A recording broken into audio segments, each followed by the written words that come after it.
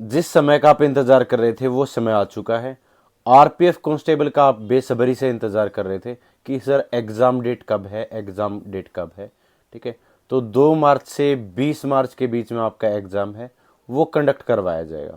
10 दिन पहले आपकी एग्ज़ाम सिटी है, उसका आपको पता चल जाएगा, और 3 से 4 दिन पहले आपको जो एडमिट कार्ड है वो मिल जाएंगे, वो आप डाउनलोड कर सकते हो। वो फॉर्मेलिटी भरी चीज़ें हैं। मेन मुद्दा ये है कि 30 दिन बाकी हैं सिर्फ, तो 30 दिन में हम सिलेक्शन कैसे ले सकते हैं। देखो, जो आज से पढ़ाई स्टार्ट करेगा या जिसने पहले गैप दे रखा था पढ़ाई का, वो तो सिलेक्शन ले नहीं सकता। जिसने लगातार 3 से 4 महीने एटलीस्ट पढ़ाई की होगी, वो सिलेक्शन ले जाएगा। तो इस 1 महीने के अंदर किस हिसाब से अपनी जो स्ट्रेटेजी है वो लेके चलनी है, इसके ऊपर हम बात करेंगे। ठीक है, आपको पता है जीएस सबसे ज़्यादा नंबर की आती है, 50 नंबर की। रीजनिंग सभी कर जाएंगे, 35 में से 30 भी कर जाएंगे, 32 भी कर जाएंगे, 33 भी कर जाएंगे।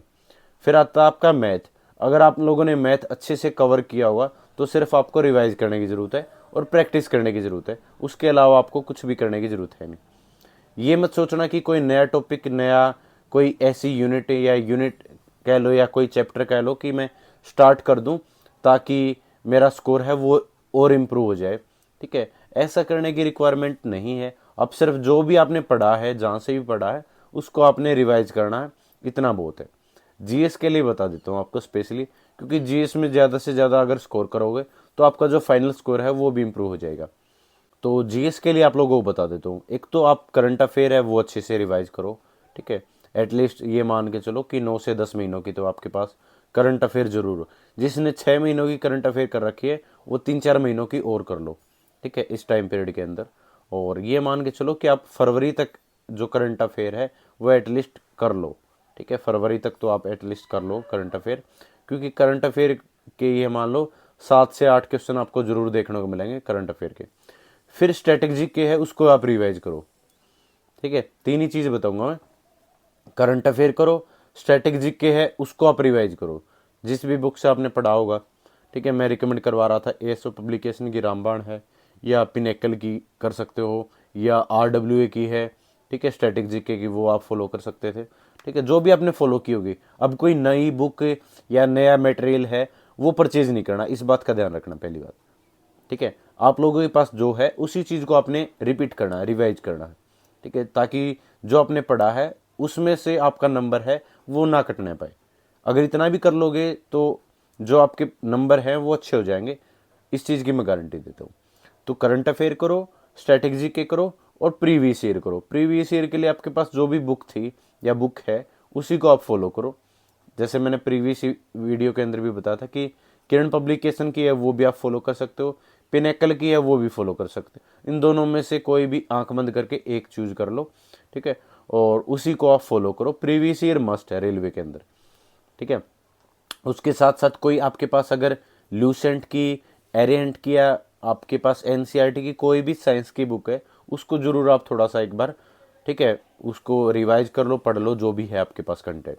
ठीक है, क्योंकि साइंस भी अच्छी खासी पूछी जाती है रेलवे के एग्जाम के अंदर। रेलवे के अंदर करंट अफेयर, स्टैटिक जीके जो इजी होती है, और प्रीवियस ईयर, ये तो हर बार आपको देखने को मिलेंगे।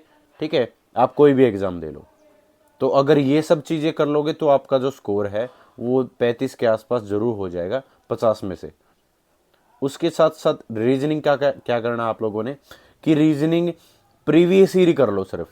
ठीक है, प्रीवियस ईयर ही लगा लो, और जो फार्मूले बनते हैं ना रीजनिंग के अंदर वो एक पेज के अंदर नोट डाउन कर लो। पेज पे आप नोट डाउन कर लो जितने भी आपके फार्मूले बनते हैं उस हिसाब से, क्योंकि आप जब भी एग्जाम देने जाओगे ना उससे पहले उन चीज़ों का आप एक बार रिवीजन कर लोगे और वो चीज़ें आपके दिमाग में आ जाएंगी।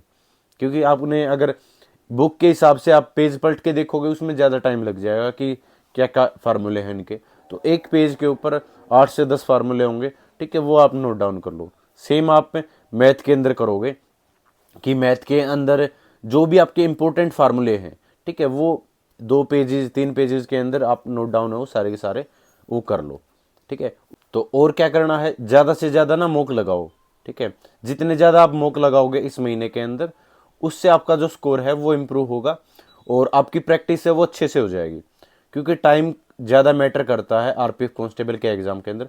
आप लोगों ने देखा होगा कि जो सब इंस्पेक्टर का एग्ज़ाम हुआ था उसमें टाइम की शॉर्टेज हो गई थी, क्योंकि जो आपके क्वेश्चन पूछे गए थे रीजनिंग के अंदर और मैथ के अंदर वो थोड़े कैलकुलेटिव थे, तो उसमें टाइम लग रहा था। अगर टाइम ज़्यादा कंज्यूम होगा तो आपसे सारे क्वेश्चन है वो भी अटैम्प्ट नहीं हो पाएंगे। तो इसका मतलब ये है कि आपको प्रैक्टिस करने की रिक्वायरमेंट है। प्रैक्टिस कहाँ से कर सकते हो? टेक्स्ट बुक के ऊपर जनवरी की एंडिंग में सेल है वो चली हुई है, 30 जनवरी और 31 जनवरी को, ठीक है, उसका ऑफर ये चला हुआ है। अगर मेरा कूपन कोड यूज करोगे NARWAL तो आपको 12% की छूट है वो अलग से मिल जाएगी, ठीक है। तो आप जाके टेक्स्ट बुक के जो ऊपर पास प्रो है वो परचेज कर सकते हो। देखो, मॉक लगाने से फ़ायदा क्या होगा कि जो भी आप मॉक वगैरह लगाओगे ना, उसके अंदर जहाँ पर भी आप गलती करोगे तो उस गलती को आप चेक करोगे कि मान लो परसेंटेज से कोई आपका क्वेश्चन है वो सोल्व नहीं हुआ, तो आप जाके देखोगे, प्ले लिस्ट देखोगे या फिर आपने जो नोट्स बनाए होंगे वो देखोगे कि कहाँ पर क्या गलतियाँ हुई हैं, ठीक है। तो उस हिसाब से आप एक एक चीज़ों को जब इम्प्रूव करते चलोगे ना, तो ओवरऑल जो आपका स्कोर है ना वो इम्प्रूव हो जाएगा 5 से 7 मॉक के बाद ही, ठीक है। आपको पता चल जाएगा कि हाँ मैं इम्प्रूव कर रहा हूँ, कि मान लो मेरा 65 स्कोर आ रहा था, फिर मेरा 70 आने लगेगा, फिर मेरा 75 भी आने लगेगा, तो आपके अंदर एक खुशी होगी, कॉन्फिडेंस आएगा आपके अंदर कि हाँ आप अच्छा कर रहे हो, ठीक है। उस हिसाब से आप लोगों को जो चीज़ें हैं वो लेके चलनी है। उसके साथ साथ फिजिकल मस्ट है, फिजिकल इंपॉर्टेंट है। आपको पता है कि सिर्फ 4200 ही वैकेंसी है, ठीक है ना, तो 10 गुना बच्चों को फिजिकल के लिए बुलाया जाएगा। तो इसका मतलब ये है, अगर आपका फिजिकल के अंदर नाम आ जाता है तो आप ये मान के चलो कि आपके जो सिलेक्शन के चांसेज हैं वो काफ़ी बढ़ जाते हैं। तो क्योंकि 8 से 10% ही बच्चे फिजिकल है वो क्वालिफाई कर पाते हैं। तो अभी क्या करना है, जो बाकी बच्चे नहीं कर रहे होंगे, आप लोगों ने रनिंग है वो स्टार्ट कर देनी है। सिर्फ रनिंग के ऊपर बात कर रहा हूँ, आपने ना तो लॉन्ग जंप करना है ना हाई जंप करना है, वो सिर्फ एग्जाम से 10 से 15 दिन पहले या 20 दिन पहले ही आप लोगों ने प्रैक्टिस है वो करनी है। उससे पहले सिर्फ आप रनिंग करो, अपना जो स्टेमिना है वो बिल्ड करो, ठीक है। तो रनिंग के लिए क्या कर सकते हो आप, कच्चे ट्रैक पर दौड़ना है। कच्चे ट्रैक पर कितना दौड़ना है कि स्टार्टिंग में मान लो आप 1 किलोमीटर जा सकते हो तो 1 किलोमीटर जाओ, उसके बाद इम्प्रूव करते चलो कि 2 किलोमीटर चले गए, 2.5 किलोमीटर चले गए, 3 किलोमीटर चले गए। जितना आप लंबा दौड़ सकते हो उतना आप लंबा दौड़ने की कोशिश करो।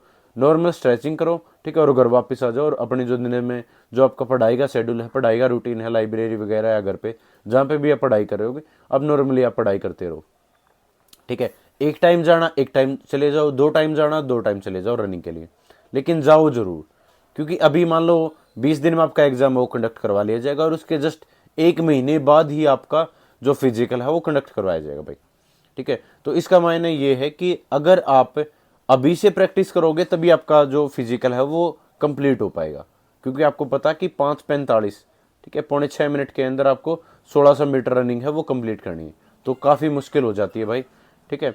और जब आप दौड़ने लगोगे, आप अपना टाइम नोट करोगे तो आपको रियलाइजेशन होगा कि मैं कहाँ पर स्टैंड कर रहा हूँ और मेरे को क्या करने की रिक्वायरमेंट है, ठीक है। तो सिर्फ पढ़ाई भर से काम नहीं चलेगा, आपको फिजिकल है वो साथ में करना पड़ेगा। फिर बाद में 1 महीने पहले आप कोई एकेडमी ज्वाइन करते फिरोगे, उसका कोई फ़ायदा नहीं होगा, क्योंकि कोई भी एकेडमी वाला 1 महीने के अंदर सिलेक्शन नहीं दिलवा सकता, वो भी रनिंग ही करवाएगा, ठीक है। रनिंग करवाएगा, सिन पेन होगा, पैरों में दर्द होगा, फिर आपसे वैसे नहीं दौड़ा जाएगा, ठीक है ना, गिव अप कर दोगे एग्ज़ाम के पास आते कि मेरा तो फिजिकल है वही तैयार नहीं है।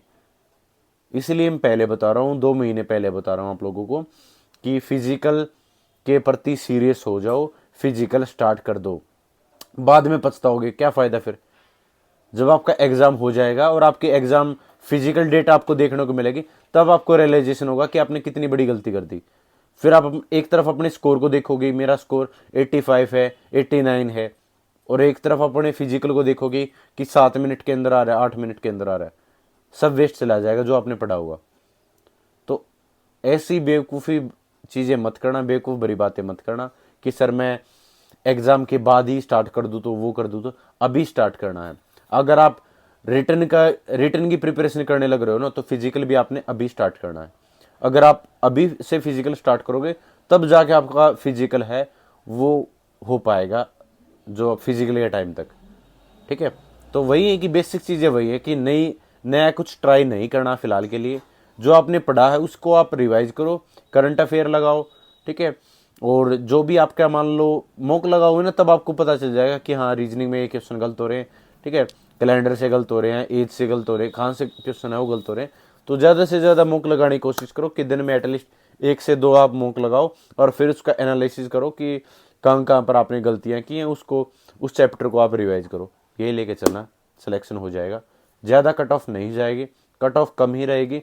फिजिकल के अंदर सोचो कि आपका नाम कैसे आ सकता है, ठीक है, और नेगेटिव मार्किंग है इसके अंदर, ये थोड़ा सा ध्यान रखना। कहीं ये ज़्यादा तुक्के लगाने की कोशिश करो और 120 में से 110 अटैम्प्ट कराओ, 112 अटैम्प्ट कराओ, और फिर फाइनल स्कोर देखो तो आपका 60 स्कोर बन रहा है, उसका भी कोई फ़ायदा नहीं है, ठीक है। थोड़ा सा स्मार्ट वर्क करना है, 30 दिनों के अंदर अपने आप को बेहतर करना है, ठीक है। तो थैंक यू सो मच, जय हिंद, सभी को नमस्कार।